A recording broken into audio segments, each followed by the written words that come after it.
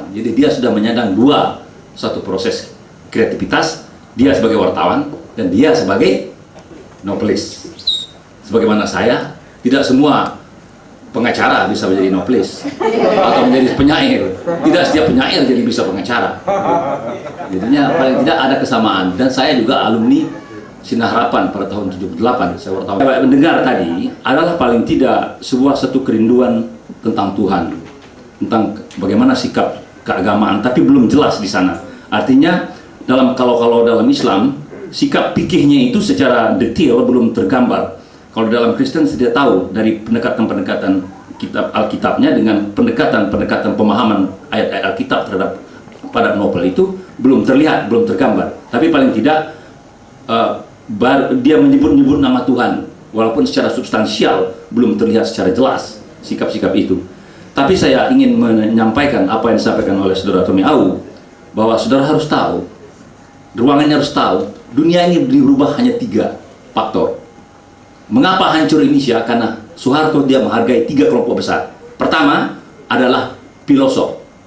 Makanya saya menghargai segera Tommy Au. Tommy Au itu filosof. Saya selalu menghargai dia. Filosof. Kedua adalah para ulama.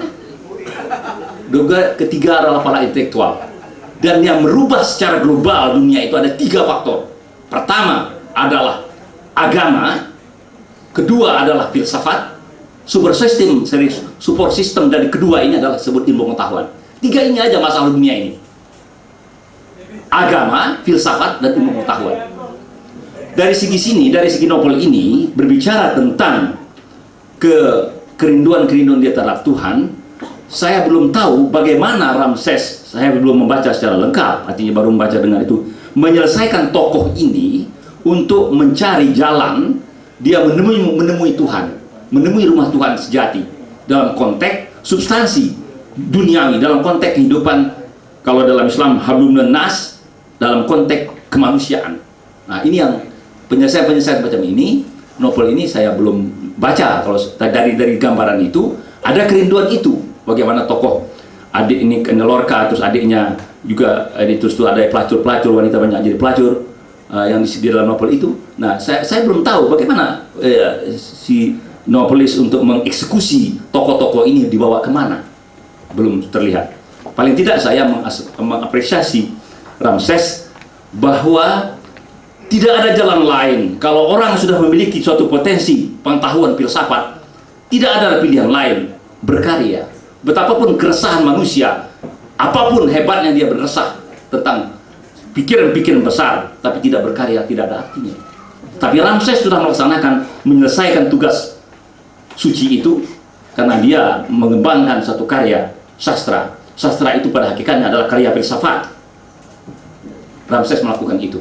Saya kira kita perlu dukungan, walaupun dalam konteks kritik novel yang baku atau yang konservatif tentang bagaimana ketokohan, plot, setting, adegan penyelesaiannya ada, apakah real tragedi, apakah happy ending, ini harus dilihat lagi. Apakah ada pilinis, apakah ada masalah lain yang kita lihat dalam novel ini, tentu kita harus baca secara detail. Tapi paling tidak, saya menghargai siapapun orangnya, bila ada keresahan dirinya tentang keresahan-keresahan intelektual, keresahan-keresahan kreativitas, dia harus berkarya, walaupun sepotong puisi. Pembaraan jiwa pengarangnya, karena nama-nama tokohnya misalnya Ernesto di kepala saya langsung muncul nama yang mengingatkan nama Spanyol atau Amerika Latin, dan di Amerika Latin memang ada presiden yang namanya Ernesto Zedillo, itu presiden Meksiko, dia Chicago Boys, alumni Chicago. Kemudian nama seperti Lorca dan sebagainya itu mengingatkan saya nama-nama khas bahasa Spanyol atau di Amerika Latin sangat dominan. Dan novel ini dalam interpretasi saya memang wajah kekerasan, kekumuhan, kemiskinan. Orang-orang Latin Amerika menyebutnya suatu kawasan yang penuh dengan kekelaman, disebut sebagai favela. Jadi kalau kita pergi ke Amerika Latin, kita akan melihat kantong-kantong kemiskinan. Salah satu yang lahir dari favela adalah Maradona.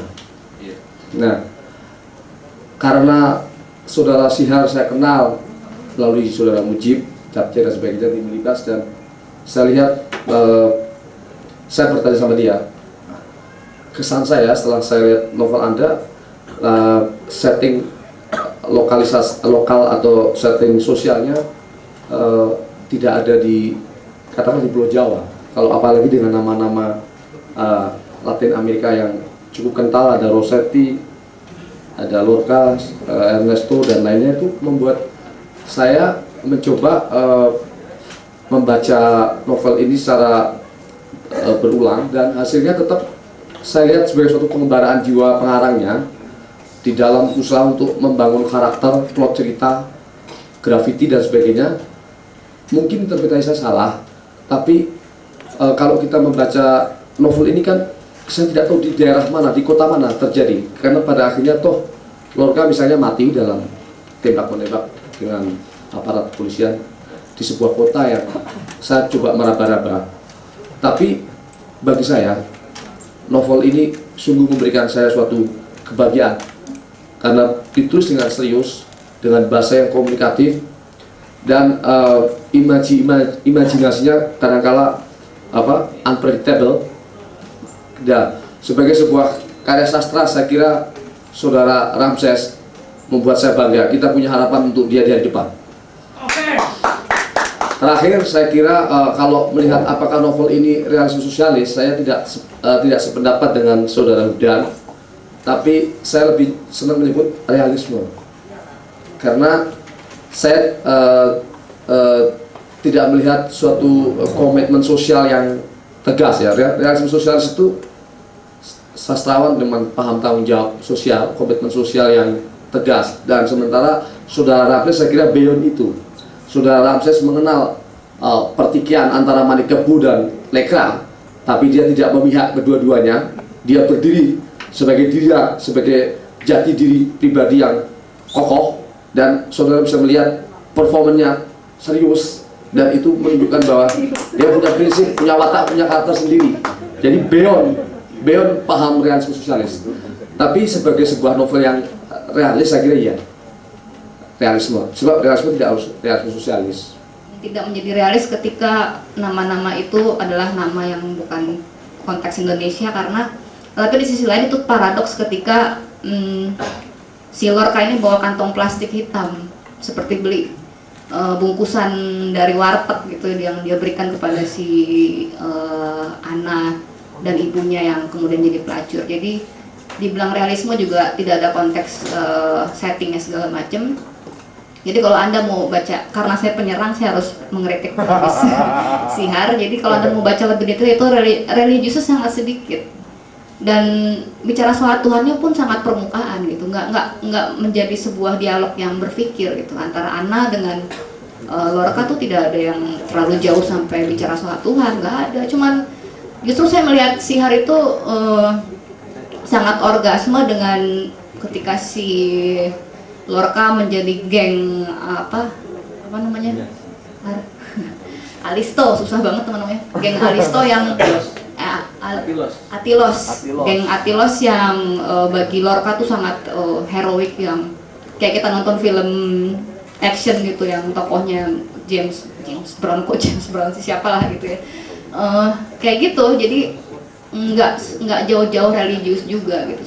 Itu hanya novel yang buat saya dari setiap bab judulnya aja saya udah tahu isinya. Jadi saya baca ini juga tidak terlalu diulang-ulang. Saya hanya melihat judul, dan ketika saya membaca inti dari per bab itu, ya judulnya itu yang diceritain gitu. Kayak misalnya Ernesto membawa mama baru gitu ya.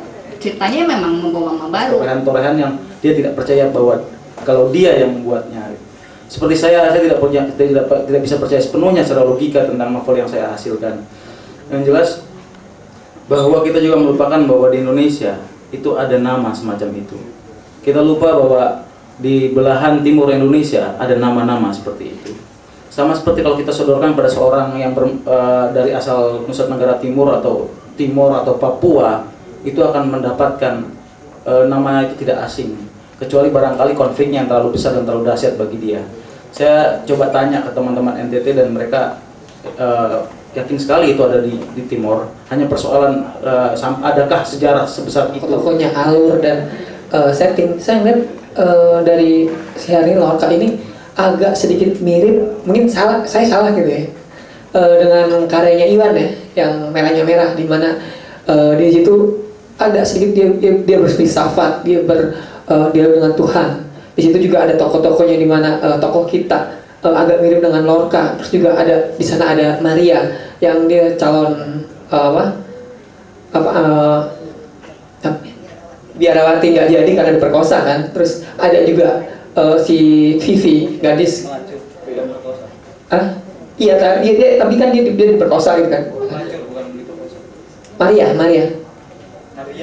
itu diperkosa dulu baru melacur dia.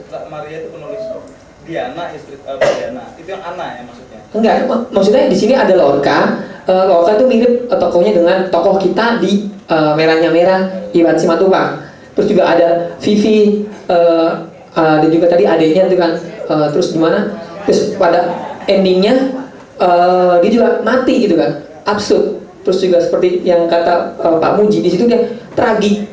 Itu juga sama, hampir kemiripan dengan di Iwan juga yang Merahnya Merah, itu dia juga tragik gitu. Dari yang udah pernah dibicarakan sebelumnya itu, memang novel ini ada realita yang memang perempuan sebagai pelacur dihujat juga dinikmati. Kalau tempatnya sendiri, kalau bicara tentang setting memang nggak begitu penting ya, yang penting ceritanya. Tapi kemudian saya juga mau menjelaskan, saya juga mau menambahkan kalau dunia itu ada gitu loh. Artinya pelacuran itu memang bukan hanya di sebuah lokalisasi aja, tapi juga memang ada warga-warga yang memang bertempat tinggal di sekitar situ.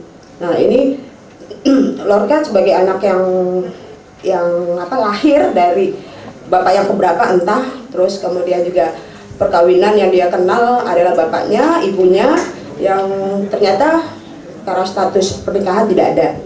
Nah, untuk Sihar sendiri yang saya mau tanyain sebenarnya dari novel itu sendiri kan itu di Perumpung kalau nggak salah ya, itu di Perumpung tahun berapa waktu masih aktif. Bagaimana Lorca Sihar bisa membuat cerita itu seperti masa itu? Apakah pada masa itu memang Sihar tinggal di daerah situ atau memang itu hanya misalnya cerita dari seseorang? Terima kasih. Penanya yang terakhir tadi Mbak siapa namanya? Yeti, Mbak Yeti. Yeti ya, Mbak Yeti. Mungkin konteks pengarang dan karyanya, saya pikir kalau saya sih tidak penting ya untuk melihat bagaimana motif si pengarang ini membuat karya, karena misalnya saya orang Etopia atau apa, saya nggak tahu Sihar, jadi saya nggak perlu tahu siapa Sihar dan apakah dia di Perumpung apa di mana dia bikin novel itu, saya nggak peduli, yang penting saya lihat karyanya. Tapi mungkin ini bisa dijawab oleh penulis sendiri. Mengenal karya-karya lain selama di sastra Indonesia Erlangga, saya tahu dia selain Albert Camus, Sartre, Nietzsche, Rob Grillet dari Niveau Roman Prancis yang sama-sama lima-limanya orang esensialis semua, dan saya sadar itu bukan ranah saya. Itu bukan wilayah saya yang punya filsafat banyak tapi pas-pasan semua. Artinya saya hidup pada zaman saya, bukan zaman para paman-paman sekalian gitu. Jadi kalaulah itu ada, saya pikir absurditas, nihilisme, perjalanan kalau di Islam hablu minan nas, atau kalau di Kristen kasihlah Tuhan Allahmu, kasihlah sama manusia. Saya pikir perjalanan itu akan menghasilkan sebuah dialektika yang kata orang posmo bukan berarti hanya dua sisi hitam putih.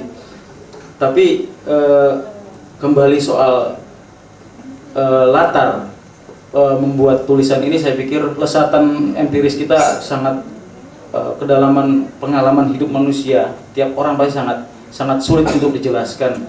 Bagaimana kita bisa menjelaskan tentang Perumpung, tentang Doli, tentang Mercusuar Anyer, tentang Gunung Manado Tua yang bisa hadir dalam sebuah kompleksitas novel. Saya pikir saya sendiri pun seperti Freud bilang tidak tahu di bawah karang laut barangkali lebih lekuknya lebih tidak terceritakan gitu. Itu mungkin dan biarlah karya itu bercerita sendiri bagaimana biografi Lorca dan yang lain-lain yang mungkin saya pun mungkin tidak bisa mengenal Lorca daripada Anda bisa lebih mengenal dalam pembacaan. Terima kasih. Hormat untuk kawan Sihar yang telah karya. Nama Mas? Geger. Geger. Ya. Pertama sebelum saya menyampaikan pertanyaan saya untuk Mbak Lia ya, saya ingin mengutip dua hal ya. Pertama ada penggalan Sajjad Iqbal yang mengatakan, akulah Brahmin yang mampu menyelami inti mistik Rumi. Terus yang kedua saya ingin mengutip penggalan ayat Quran yang mengatakan, minas sulumati ilan nur, habis gelap terbitlah terang. Saya pikir itu kata kunci ya. Saya kira sastra sebagai salah satu model teks yang semestinya menuntun kita dari kegelapan menuju pencerahan, agar kita senantiasa menyadari kembali peran sejarah kita untuk terus lalu menciptakan perubahan-perubahan. Semestinya sastra tidak berada pada wilayah imajinasi yang melayang-layang ya, tapi mestinya harus bertitik sandar atau bertolak dari satu ideologi atau filosofi yang jelas. Karena ketika imajinasi dibiarkan mengembara seperti rusa di tengah hutan, maka dia akan ditelan oleh babi. Ya mungkin kata-kata saya saat ini mungkin pertanyaan sangat lugu sekali ya. Apakah karya Sihar ini termasuk ke dalam kategori novel sastra atau bukan? Itu yang pertama. Terus kedua, saya harapkan untuk pembicara semestinya menangkap makna isyarat atau makna perbandingan semestinya dari karya ini, bukan sekedar mencoba melakukan tafsir harfiah ya, menangkap sesuatu yang hanya bersifat hitam putih atau ya artinya tanpa melalui berpikir yang sedikit serius kemudian langsung buru-buru mengambil kesimpulan ya. Perbandingan apa maksudnya? Ya artinya kan apa yang saya dengar dari pembicara tadi, dia hanya sebatas melakukan tafsir harfiah ya, melakukan tafsir yang tanpa melakukan pendalaman ya terhadap karya yang dibedahnya gitu. Dan itu hampir umum terjadi hampir dalam setiap bedah buku di sini, termasuk yang dilakukan terhadap buku saya kemarin. Terima kasih. Menerbitkan novel ini karena teman. Kalau menurut saya novel ini bagus mungkin karena tebal. Ini ada hadisnya.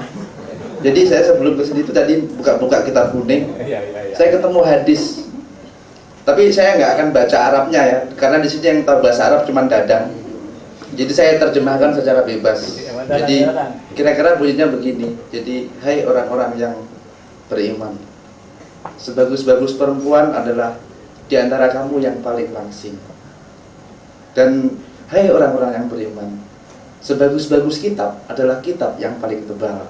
Nah, jadi saya tidak tahu ini hadis asli atau palsu, saya tidak tahu. Tapi dari sini saya pikir tadi kalau Mariana mengatakan bahwa estetika novel ini apa tadi, perempuan menjadi gagah dan lain sebagainya, saya pikir itu tidak benar. Estetika novel modern sekarang itu cuma dua, estetika novel tebal atau estetika novel tipis. Jadi kalau mau mengukur kebaikan sebuah novel sebenarnya gampang. Ini contohnya cara mengukur sebuah novel yang bagus. Ini kamu bicara dengan serius atau main-main? Loh, jangan dipotong dulu. Enggak, maksudnya Jangan dipotong dulu. Iya. Jangan dipotong dulu moderator. Oh iya. Jangan dipotong dulu. Ya terus. Ini novel yang bisa tegak oleh dirinya sendiri. Ini juga novel ini. Kayak buktikan telur globus. Nah, itu. Ya. Telur. Tapi saya ada pertanyaan untuk Sihar sebenarnya. Kenapa sih novel harus tebal begitu?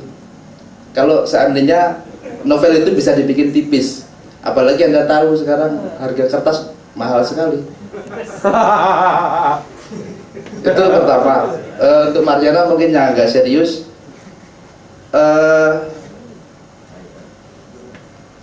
bisa nggak Anda menempatkan novel ini dalam peta novel di Indonesia? Maksud saya, umumnya novel ini dikategorikan sebagai novel kriminal ya, artinya sebuah novel yang dihidupi oleh sebuah kisah kriminal. Tentu saja di sini kriminal yang mungkin agak manis ya. Tapi kita tahu bahwa ada novel-novel kayak Bromo Corah namanya ya, tentang dunia kriminal. Anda bagaimana? Bisa nggak menempatkan sebenarnya di mana prestasi estetik novel ini di dalam novel Indonesia begitu? Kemudian yang selanjutnya adalah soal nama-nama yang saya pikir ini menjadi hal yang tidak sepele karena di balik nama-nama itu ada yang namanya jejak sejarah ya. Lorca itu tidak mungkin menjadi nama orang Jawa gitu. Itu agak absurd. Tetapi di sini persoalannya adalah nama itu seperti tidak ada jejak budayanya. Dia sepertinya nama-nama itu kalau Lorca diganti Bejo atau diganti Paimin itu tidak bersoal di sini di dalam novel ini. Artinya kalau novel ini diganti katakanlah Mira, Hudan, Mariana atau Dadang itu tidak bersoal gitu. Jadi saya pikir itu hal yang penting untuk diperhatikan karena di dalam setiap kata itu ada pengertian, ada refrain di belakangnya. Hudan, itu bukan nama sembarangan. Hudan itu petunjuk. Walaupun orangnya kemudian tersesat itu lain. Dalam benak saya dan satu novel di tag benak lain gitu. Tapi saya lihat ada korelasi bagaimana konsep tokoh dalam siat yang cenderung tidak reflektif ya. Dia sebagai satu model adegan dan tampaknya refleksi itu sebagai satu walaupun bisa dijustifikasi itu satu karakternya nggak berbentuk dan plotnya yang agak zigzag gitu ya, dimana itu semakin membuat untuk mencapai satu konsep tokoh yang kuat dan karakteristiknya itu bayangan psikologisnya kuat, itu mungkin soal tidak sampai. Tapi persoalannya ada korelasi teks siar sebagai satu kehidupan dan kehidupan yang terus tidak barangkali tidak punya satu titik dan satu tag yang bisa punya satu kaidah-kaidah tertentu. Itu saya kira menarik itu, dan tampaknya militansi di dalam tag kehidupan siar dan militansi dalam tokoh Lorca itu ada korelasi. Saya ingin menulis sesuatu tentang Lorca di jurnal ya. Dari kacamata ente sebetulnya apa setting mana yang ente harapkan itu? Ini mungkin agak penting nggak penting, tapi saya butuh dulu jawaban dari ente. Dengan Lorca itu di Timur atau seperti tadi digambarkan Herdi di Avena, seperti di Amerika Latin, itu sebetulnya apa ya, setting mana yang akan Anda tuju? Tak masalah setting, karena saya bukan di setting sebenarnya. Bukan di setting? Bukan di setting. Okay. Jadi gini, saya rasa setting itu menjadi penting tapi juga nggak penting. Tapi Lorca itu sebuah novel yang sadar struktur. Kenapa demikian? Karena cerita yang dari bab 1 sampai bab akhir itu dibuka dengan satu prolog di mana struktur Lorca itu sudah dibangun sebelumnya. Jadi di sana ada narator, itu Rossetti, adiknya Lorca, juga ada Maria yang memaksa narator itu berbicara. Nah, ini adalah satu kelemahan dari novel Lorca. Kalau novel ini mau dikatakan sebagai novel yang punya refleksi, novel yang ingin memainkan peristiwa sebagai yang unpredictable. Karena prolog ini sudah menyadarkan pembaca bahwa adegan-adegan ini merupakan sebuah laporan atau sesuatu yang diwacanakan oleh Rossetti. Jadi tafsir sendiri sebetulnya sudah ditutup oleh Rossetti. Nah, ini kenapa peristiwa kemudian menjadi sesuatu yang predictable, bukan sesuatu yang unpredictable. Ini prolog ini justru yang memperlemah. Coba dibiarkan Lorca karena dia sudah menjadi sebuah judul, maka fokus pembaca biasanya sudah memacu pada judul. Judulnya ini adalah tokoh, bukan peristiwa. Jadi pasti pembaca ingin mendalami apa yang diperbuat Lorca, peristiwa apa yang dimunculkan Lorca. Nah, tiba-tiba di sana sudah ada Rossetti yang menarasikan kehidupan Lorca. Jadi prolog ini adalah prolog yang sama sekali tidak memperkuat teks. Itu satu.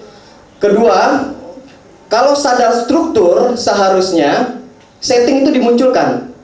Tadi Sihar boleh bicara bahwa setting itu menjadi tidak penting, tapi dia punya kesadaran struktur. Ini menjadi berbeda. Kalau dia mau struktur ini mau diabaikan sekalian. Artinya prolog itu tidak perlu, kata rupa itu tidak perlu, dan Lorca itu jangan sesuatu yang dibikin bisa ditebak dengan dia dimajukan ke narasi Rossetti.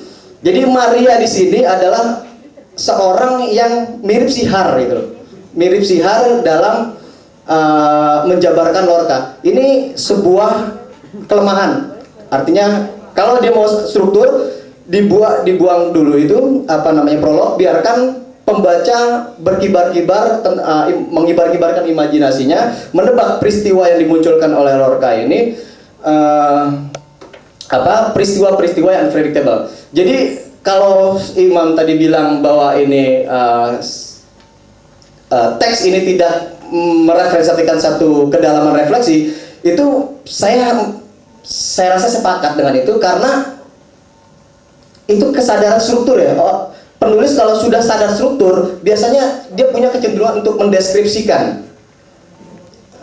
Novel-novel yang seperti Merahnya Merah itu sebetulnya jauh berseberangan dengan novel Lorca, karena Merahnya Merah itu ditulis dengan ketidaksadaran terhadap struktur. Jadi setting itu bisa bebas, dan tokoh kita pun bisa memainkan peristiwa-peristiwa yang tidak bisa dicarikan kunci utama. Jadi kata kunci dalam Merahnya Merah itu nggak ada. Nah, Lorca itu ada. Nah, itu karena punya kesadaran struktur. Tapi Sihar lemah. Satu, mungkin tadi Mariana bilang bahasanya kurang baik, tapi menurut saya bahasa baik, tapi imaji yang kurang baik. Imaji Sihar itu mungkin terlalu gamblang ya.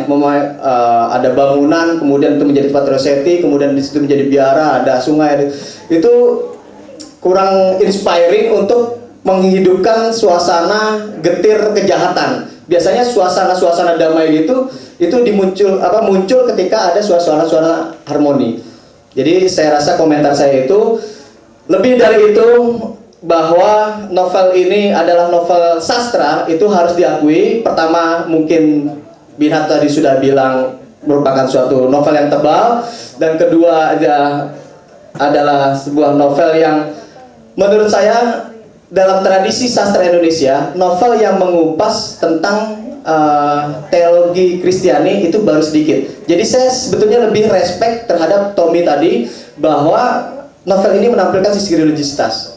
Jadi memang ada religiusitas yang mau dibangun oleh Sihar, meskipun agak tersendat-sendat karena dia ragu apakah Lorca ini menjadi satu representasi dari kebaikan atau representasi dari keburukan. Sebetulnya Sihar ingin masuk ke dalam wilayah abu-abu antara baik dan buruk, tapi kemudian dipatahkan oleh dia sendiri bahwa Lorca harus mati dalam keadaan yang demikian, yang tertembak setelah dia dipenjara, ditangkap, seperti itu.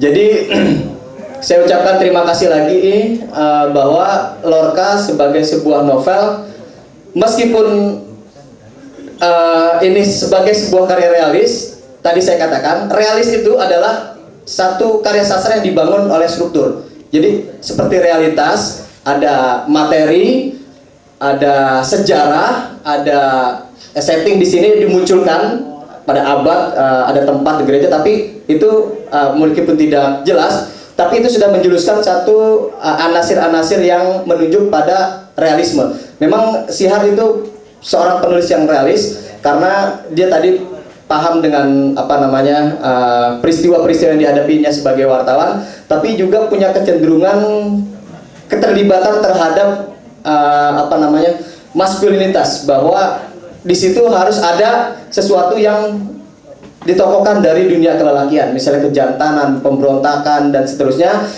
yang pada intinya sebetulnya itu hanya merupakan letupan-letupan bagaimana religiusitas itu bisa diambil. Religiusitas dalam situasi normal biasanya bisa diselesaikan dalam situasi-situasi yang adem, lembut, penuh ketawaduan, penuh hidup waro, tapi oleh Sihar itu dibalik. Waro itu dibalik, ketawaduan itu dibalik menjadi sesuatu yang gahar, menjadi sesuatu yang pemberontakan, tapi dia sebetulnya sesuatu yang novel, sesuatu yang mengarah pada religiusitas. Pikirnya sendiri, tadi dia bilang Quran itu besar. Kemudian Mariana diminta ini menjawab apakah letaknya Lorca ini di peta novel di mana? Peta novel mutakhir yang Binhat maksud mungkin, atau mungkin bisa ditarik rentang sampai ke belenggu. Kemudian ada lagi yang pertanyaan berat menurut saya. Pertanyaan berat, nama itu mengusung masa lalu orang. Hudan itu petunjuk, tapi ngapa tersesat? Yang tersesat bilang itu kan ya orang sesat itu kan. Nah itu. Imam bicara tentang apakah ini kedalaman? Ada nggak kedalaman di sini? Dan Capcay dengan gaya scholarship-nya itu, wah dasar banget. Sebenarnya Capcay bisa gampang banget dipatahkan. Kalau kepatahkan tuh novel mau kita aja.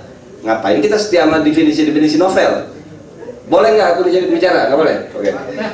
Saya sebelum Anda menjawab mengucapkan dengan khusus dengan segala hormat selamat datang Pang Indonesia. Mike. Lainnya, tapi saya pikir saya tidak harfiah karena saya pakai analisis gender.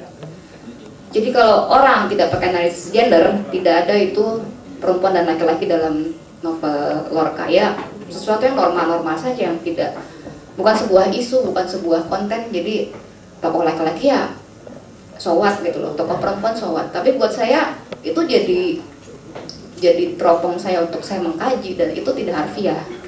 Itu satu. Masalah sastra atau bukan, saya paling sering ditanya tentang kategori, dan saya paling sering menjawab, saya tidak bisa menjawab pengkategorian sastra atau tidak. Sekarang kalau saya bilang ini sastra, yang tidak sastra tuh kayak apa? Saya harus menjelaskan juga. Tapi saya mungkin bisa secara opini, saya bilang ini sastra, tapi saya tidak tahu apa yang tidak sastra. Karena buat saya komik Asterix pun itu sastra, komik Kopingho itu sastra, apapun sastra, kursi depan saya itu sastra. Jadi saya udah muak dengan kategori, jadi saya tidak menjawab. Saya akan menjawab secara yang saya bilang tadi. Nah kemudian untuk Binhat, apakah ini masuk dengan novel kriminal atau bukan?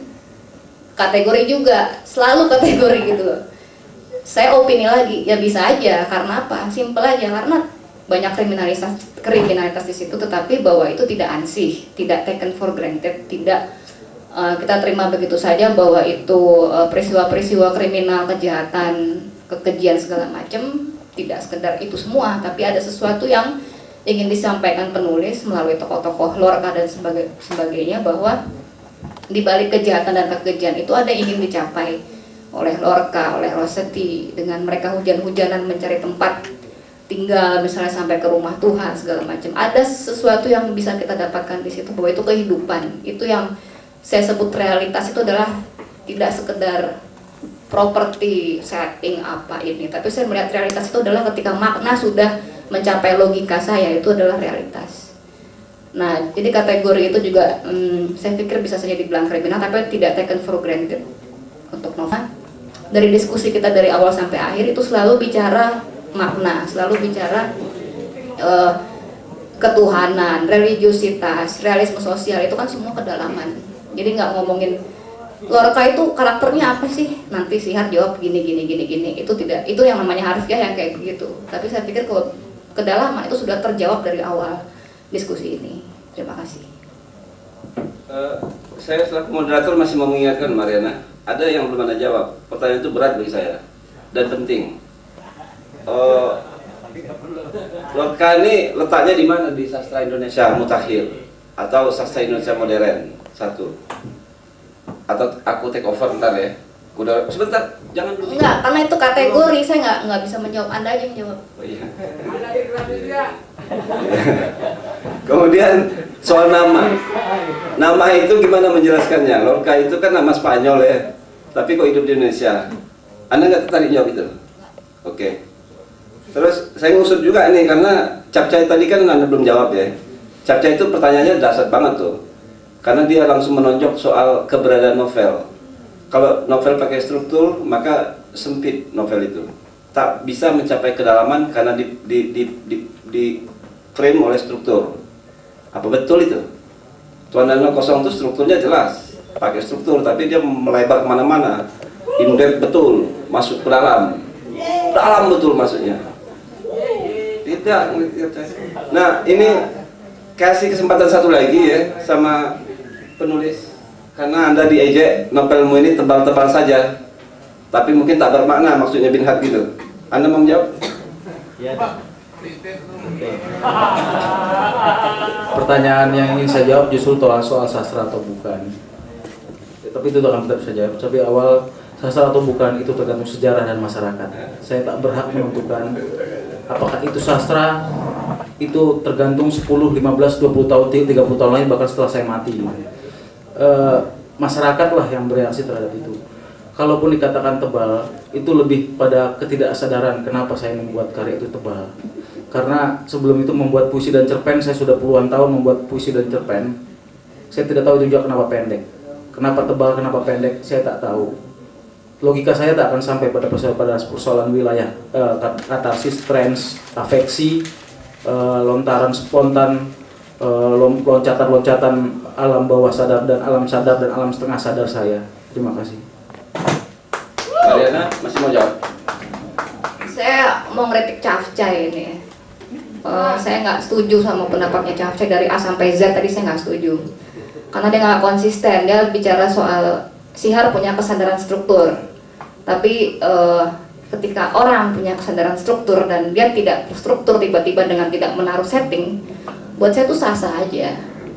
Jadi Cafcay masih melihat hitam putih, masih pakai kanon ya, masih pakai teori sastra segala macam atau filsafat, literatur segala macam. Jadi saya pikir itu sangat tidak membebaskan, Cay. Jadi ketika saya baca Lorca nggak ada setting, ya udah saya bayangkan aja Kelapa Gading misalnya, atau saya bayangkan Tebet, teman saya misalnya Rossetti di Tebet ada aja, Ernesto ada. Jadi selesai lah kita mengungkung ya, harus ini harus itu. Jadi Cay tolong agak tercerahkan dong, kan kamu kan filsafat kuliahnya. Banten sih Banten, tapi kalau nyerang jangan pakai struktur dong. Enggak kan, sosialis, realisme sosialis itu perspektifnya adalah insider perspektif, dan realisme sosialis insider perspektif. Nah, Sihar itu jatuh pada outsider perspektif. Nah, karena itu dia memainkan narator. Naratornya ini adalah Rossetti.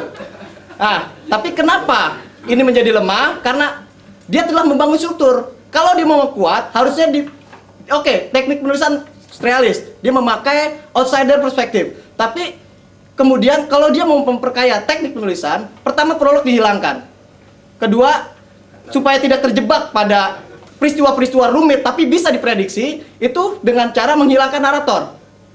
Sihar sebagai pengarang tidak usah menggunakan Rossetti, cukup dia bergulat di dalamnya. Itu baru realis. Gitu. Realis yang sukses. Jadi bukan ada struktur. Sihar itu teknik penulisannya bergaya seperti itu. Berbeda misalnya dengan Tuan Nona Kosong ya. Tuan Nona Kosong itu jelas dia tidak ada di situ. Penulisnya siapa tuh Tuan Nona Kosong? Jadi ini Cay. Novel yang realis itu pertama dia sadar struktur. Strukturnya sudah ada. Hancur tidak hancurnya struktur, itu struktur ada dalam insider perspektif gitu loh. Jadi itu beyond, namanya juga payudara ya. Beyond. Kira gitu. Udah Cay. Oke, gue jawab satu kalimat Cay. Ntar dulu moderator diam. Jawab satu kalimat ya. Kayaknya lo bikin jurnal sastra deh, lo jadi redaktur sastra aja deh. Saya pikir betul juga Jo pendapat Sihar, tapi saya di sini ingin membuat antitesa bahwa kadang ada perspektif yang di luar itu semua.